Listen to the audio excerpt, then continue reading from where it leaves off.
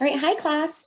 If you've made it to the work time folder, then you are ready to get started on building your own anemometer. This video is specifically for students who have the materials at home to create their own anemometer.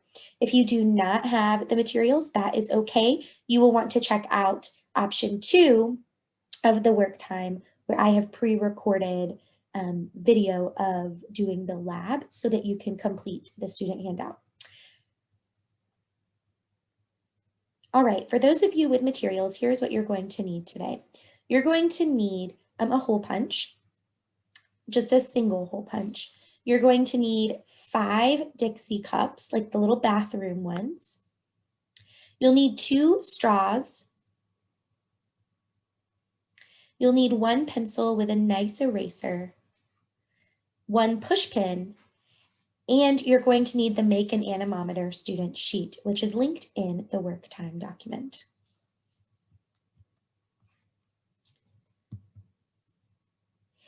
This video is going to help us learn how to build the anemometer. So what we're going to do is we're going to watch this video, but I will pause it after each step-by-step instruction so that you can take a moment and build. This video will show you how to build an anemometer, a device used to measure wind speed out of simple household materials. To build your anemometer, you will need 2 straws, a pencil with an eraser on the end, 5 3-ounce paper cups, a push pin, and a hole puncher. Start by using the hole puncher to punch 4 holes opposite each other just below the rim of one of the cups.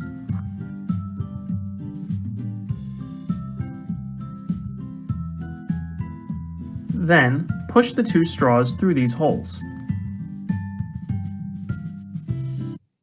All right, so at this time, you can go ahead and take your hole puncher and punch those 4 holes into your first Dixie cup. Once you've done that, you're going to make a T shape with the straws.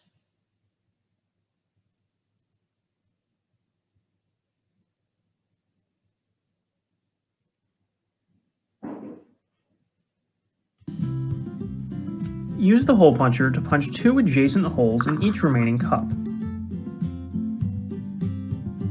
Thread each of these cups onto the ends of the straws through the 2 holes.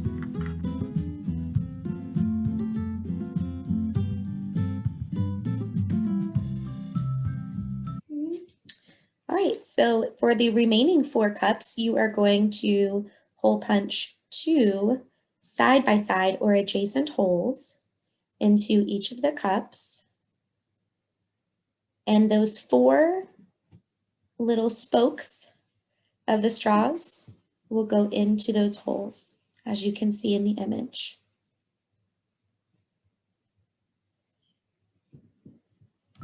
Make sure the cups all face the same direction around a circle, meaning they all face clockwise or all counterclockwise. If one of the cups is backwards, then your anemometer will not work. Next, use the tip of a sharpened pencil to poke a hole in the bottom of the center cup.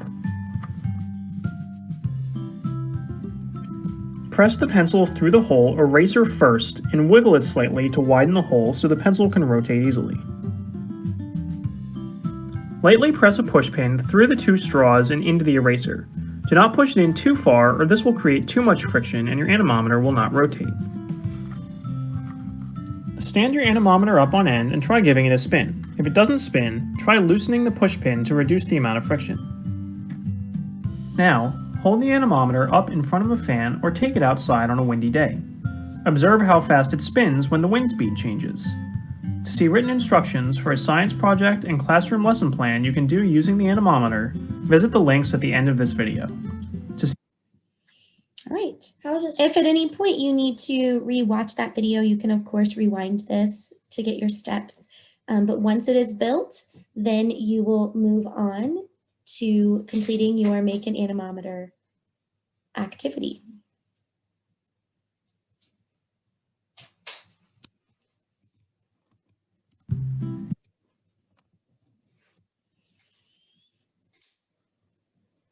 All right, so step 1 on your worksheet is that you are going to hold the anemometer about a foot in front of the fan And you may need to adjust this distance depending on the strength of your fan. But you want to start on low, the low setting, as low as possible. And just think about these questions. Why does the anemometer spin? Why does it spin in one direction and not the other? So why does it only spin in one direction?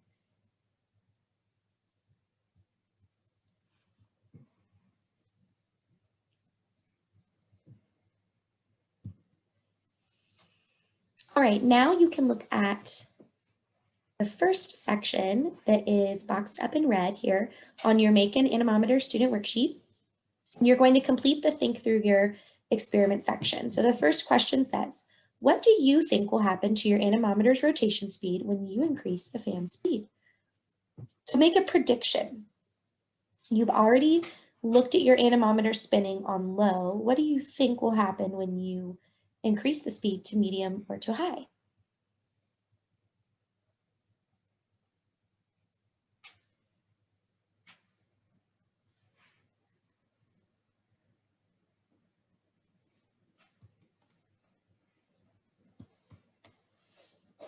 All right, so we have already looked at our anemometer spinning on low, but now we want to record how many times our anemometer spins within a 15-second time period.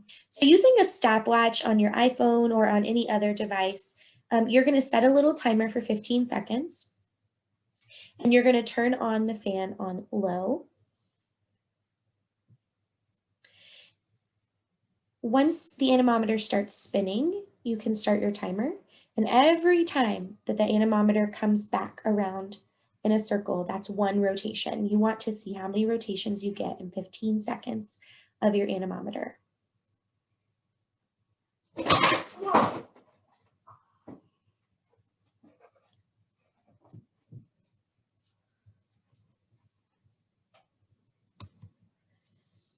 Now we're going to try the same experiment, but we're going to boost up the speed to medium on our fan.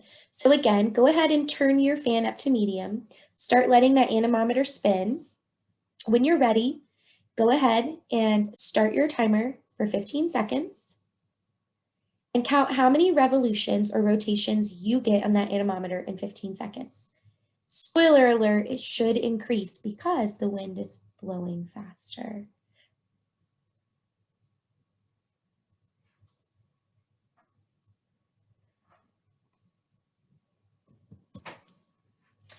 All right, the final experiment you have is to go ahead and turn that fan all the way up to high.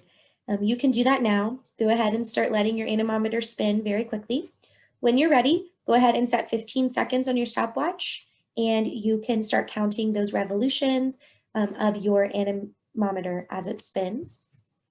Again, spoiler alert, it should increase.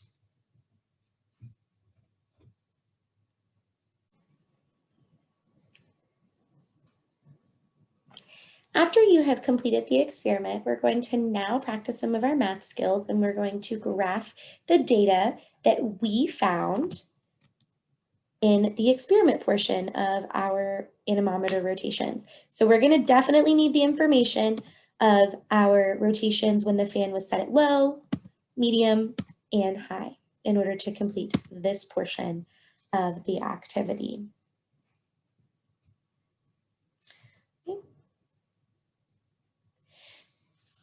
So without giving away answers here or doing any work for you, let's pretend that when the fan was set at low, that my anemometer spun 3 times. So what I'm going to do is get my favorite color, and I'm going to start at low on this bar graph.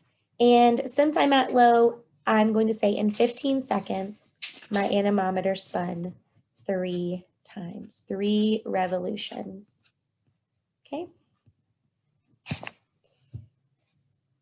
And if I want to take up like this whole space here, I can. It's really fine. If I want a chunkier bar graph. Okay. And so then let's say, again, without giving away answers, let's say that when I boosted it up to medium speed, maybe I got 4 rotations. So then I'm just going to count up 1, 2, 3, 4, and I'm going to shade that in on my bar graph. You can see this is mathematic practice of plotting data on a graph or a chart. Okay, and then let's say on high that my anemometer got 6 rotations. I will choose another fun color and I will go up 6 spaces. So 1, 2, 3, 4, 5, 6. Okay, and I will color that in.